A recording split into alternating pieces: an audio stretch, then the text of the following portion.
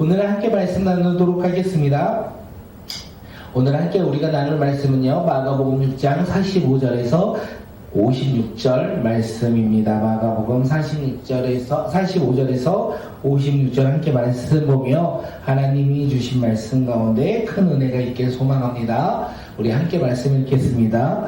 예수께서 즉시 제자들을 재촉하사 자기가 무리를 보내시는 동안에 배 타고 앞서 건너편 마사대로 가게 하시고 무리를 작별하신 후에 기도하러 산으로 올라가시니라. 저물매 배는 바다 가운데 있고 예수께서는 홀로 무태 계시다가 바람이 거스리며 제자들을 힘겹게 놓으셨는 것을 보시고 밤 사경쯤에 바다 위로 걸어서 그들에게 오사 지나가려고 하심에 제자들이 그가 바다 위로 걸어오심을 보고 유령인가여 소리 지르니 그들이 다 예수를 보고 놀랍니다. 이에 예수께서 곧 그들에게 말씀하여 이르시되 안심하라 내니 두려워하지 말라 하시고 배에 올라 그들에게 가시니 바람이 그치는지라. 제자들이 마음이 심히 놀라니 배에 올라 그들에게 가시 이는 그들이 그 떡 떼시던 일을 깨닫지 못하고 도리어 그 마음이 둔하여졌음이니라. 건너가 겟세마네 땅에 이르러 대고 배에서 내리니 사람들이 곧 예수인 줄을 알고 그 온 지방으로 달려 돌아다니며 예수께서 어디 계시다는 말을 듣고 병든 자를 침상째로 메고 나오니 아무데나 예수께서 들어가시니라. 지방이나 도시나 마을이나 병자를 시장에 두고 예수께 그의 옷가에라도 손을 대게 하시기를 간구하니 손을 대는 자는 다 성함을 얻으리라. 아멘. 네, 오늘의 말씀의 제목은요, 떠나시는 예수님입니다. 떠나시는 예수님. 떠나시는 예수님은 과연 어디로, 왜 떠나야 하는지 오늘 말씀을 통하여 깨닫고 그 은혜를 우리 삶 가운데 누리는 자들이 되길 간절히 소망합니다. 우리도 떠나는 것을 좋아합니다. 우리도 우리의 삶의 터전에서, 우리의 일상에서 잠시 벗어나 쉼을 얻고자, 휴식을 얻고자 우리가 여행을 가고기도 하고, 다른 것을 내려놓고 휴가를 통하여 우리의 삶 가운데 회복을 얻고자 우리는 우리의 일상에서 떠나, 우리가 주님께서 주시는 쉼을 얻고자 할 때가 얼마나 많이 있습니까? 그런데 우리의 떠남과 예수님의 떠남은 조금은 차이가 있는 것 같습니다. 우리는 나를 위해서 떠나는 거고 예수님은 하나님 나라를 위해서 떠나는 거고, 우리는 무리들을 향하여 떠나는 거고 예수님은 하나님을 향하여 떠나는 그 모습을 통하여 떠나시는 예수님이 과연 왜 떠나야 하는지, 누구를 만나 왜 떠나야 하는지, 그 떠남을 통하여 무엇을 얻는 것인지 우리가 함께 말씀을 통하여 깨닫는 귀한 아침이 되길 간절히 소망합니다. 어제 본문이죠. 어제 본문은 오병이어의 기적을 주님께서 행하셨어요. 그리고 오늘 본문이 시작되는데, 사실 이 요한복음에서는 요 사이에 무엇을 넣냐면 무리들이 예수님을 잡아 억지로 세상 왕으로 삼으려 했다라고 성경이 되어 있어요. 6장 44절에서 45절을 보면 오병의 기적 후에 무리들이 예수님을 잡아 억지로 왕으로 삼으려 했다라고 성경은 이야기하고 있습니다. 그때 예수님은 무리의 선동이 흔들리지 않아요. 자신을 세상의 왕으로 삼고자 했던 그들의 이야기를 듣고 내가 세상의 왕이 되어야 되겠다, 세상의 명예를 얻어야 되겠다, 인정을 얻어야 되겠다, 인기를 얻어야 되겠다, 이렇게 생각하는 것이 아니라 어떻게 합니까? 오늘 45절에서 우리에게 그 답을 합니다. 45절 함께 읽겠습니다.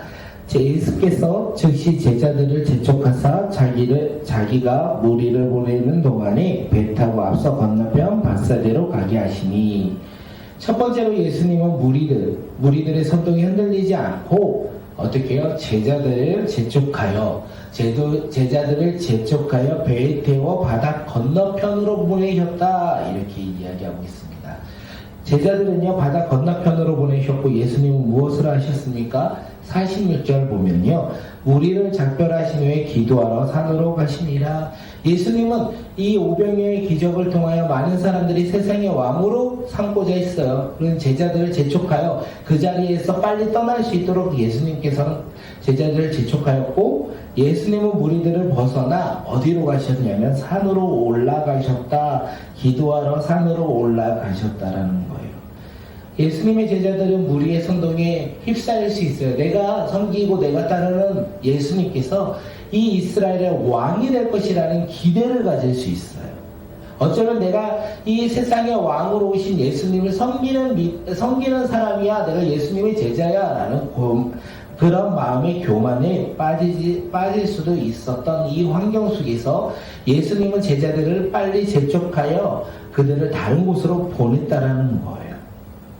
그들이 잘못된 것을 기대하고 잘못된 것을 바라볼 것을 염려하여 제자들을 보냈다. 성경은 이렇게 이야기하는 거 아니겠습니까?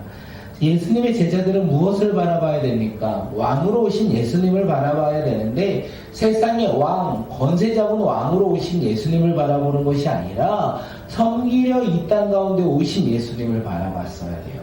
그래서 예수님은 그 모습을 보여주고자 제자들을 재촉하여 그들을 보내셨다라는 거예요. 오늘 우리도 어떤 사람들처럼 살아가야 됩니까? 오늘 우리도 세상의 높은 사람이 되고자, 세상의 많은 것을 누리며 살아가고자 그렇게 오늘을 살아가는 자들이 아니라 이 땅 가운데 섬기려 오시는 예수님을 바라보며 우리도 세상을 섬기며 살아가는 자들이 되길 간절히 소망합니다. 세상을 섬기며 세상을 우리가 더욱더 한 걸음 한 걸음 낮아지는 자세로 우리가 기도하며 섬길 때 세상의 왕으로 이 땅 가운데 고난의 종으로 오신 예수님을 닮아가는 믿음의 자녀가 바로 우리의 삶이 아닐까 생각되어집니다. 그렇게 오늘 우리는 세상 사람들처럼 살아가면 안 돼요. 세상을 우리가 닮아가면 안 돼요. 세상의 소리에 우리가 머뭇거리면 안 돼요. 세상에서 우리에게 요구한 것을 온전히 바라보며 우리가 그것에 소망을 두며 살아가는 것이 아니라 섬기려 이 땅 가운데 오신 예수님을 바라보며 살아가는 자들이 되길 간절히 소망합니다. 예수님은요, 세상의 사람들의 이 인기에 무리들의 선동에 휩싸이지 않으셨어요. 그리고 산으로 올라가 기도하셨다는 거죠. 세상의 뜻을 쫓아 살아가셨던 것이 아니라 예수님은요, 하나님의 뜻에 쫓아 살아가고자 산으로 올라가 기도하셨다는 거예요. 오늘 우리도 예수님을 닮은 자들이 되길 소망합니다. 오늘 이 시간 우리가 이 아침에 왜 이 자리에 나왔습니까? 세상의 소리에 먼저 민감하게 반응하려고, 세상에 살아가는 방식에 따라 오늘을 살아가려고 우리가 시작하는 것이 아니라, 오늘 이 1월 17일 수요일 이 하루를 하나님의 뜻에 따라 살아가고자 이 자리에 나와 예배하는 것이 아니겠습니까? 뜨이지 않는 이 눈을 뜨고 우리가 집중하며 주님 앞에 나아가는 것이 아닙니까? 세상의 소리에 민감히 반응하기 앞서 하나님의 소리에, 하나님의 음성에 민감히 반응하고자 이 자리에 나온 것이 아닙니까? 믿음의 자녀로서 우리가 섬기려고, 섬김을 받는 자가 아니라 섬김 받는 자리에서 섬기는 모습으로 우리가 더욱더 하나님을 바라보며 순종하고자, 결단하고자 이 자리에 나온 것이 아니겠습니까? 오늘 이 시간 우리가 그것을 깨닫는 자들이 되기를 소망합니다. 예수님은 떠나셨어요. 왜 떠나셨습니까? 세상의 인기에 얽매이지 않고, 세상의 소리에 귀를 기울이지 않고, 오직 주님을 바라보며 섬기려는 모습을, 그리고 주님께서 주신 사명을 감당하고자 주님께서 떠나셨다는 거예요. 우리의 떠남은 우리의 휴식을 위해서 떠나는 것이 아니라 이 세상 가운데 섬기려고, 이 세상 가운데 하나님의 뜻에 따라 우리가 사명받은 자로서 살아가고자 우리가 더욱더 그 사명을 회복하고자 떠나야 되는 모습이 아닐까 생각되어집니다. 제자들이 배를 타고요, 이제 바다 건너편으로 넘어가는 길 가운데 강한 바람으로 노젓는 것을 노를 젓고 있었어요. 강한 바람으로 말미암아 그들은 힘들게 노를 젓고 앞으로 가는 것을 보고 힘들게 노를 젓고 가고 있었다는 거예요. 주님은요, 그 모습을 보시고 바다 위를 걸어서 그들에게 오셨다. 성경은 이야기해요. 주님은 언제나 제자들에게, 그 제자들을 향한 시선이 끊이지 않다라는 거예요. 예수님은 하나님께 기도하러 가시고 제자들을 바라보셨다라는 거예요. 예수님의 시선은 어디에 머물러 있습니까? 하나님을 향하여 머물러 있고 제자들을 향하여 머물러 있다. 오늘 예수님의 시선이 어디에 머물러 있습니까? 예수 그리스도를 믿는 오늘 우리의 삶 가운데 머물러 있다라는 거예요. 예수님이 나를 보시고 나의 어려움 가운데, 나의 근심 가운데, 두려움 가운데 역사하신다는 거예요. 왜냐하면 제자들에게 그 강한 바람 가운데 무리를 걸으시며 그들 앞에 지나가셨기 때문에 그렇습니다. 그래서 제자들이 유령이라 이렇게 이야기를 합니다. 그들은 다 예수를 보고 놀랬다는 거죠. 그들은 오병이요, 기적이 일어났는데 그 기적을 행하신 예수님을 잊어버렸다라는 거예요. 둔하여졌다라고 성경은 이야기해요. 그러므로 그들은 물 위를 걷는 예수님을 상상해 본 적이 없어요. 물 위를 걷는 사람을 상상해 본 적이 없어요. 그래서 물 위를 걷는 예수님을 보고 두려워했어요. 그때 예수님은 뭐라고 하십니까? 안심하라, 내니 두려워하지 말라. 안심하라, 내니 두려워하지 말라. 우리는 하나님의 말씀을 듣습니다.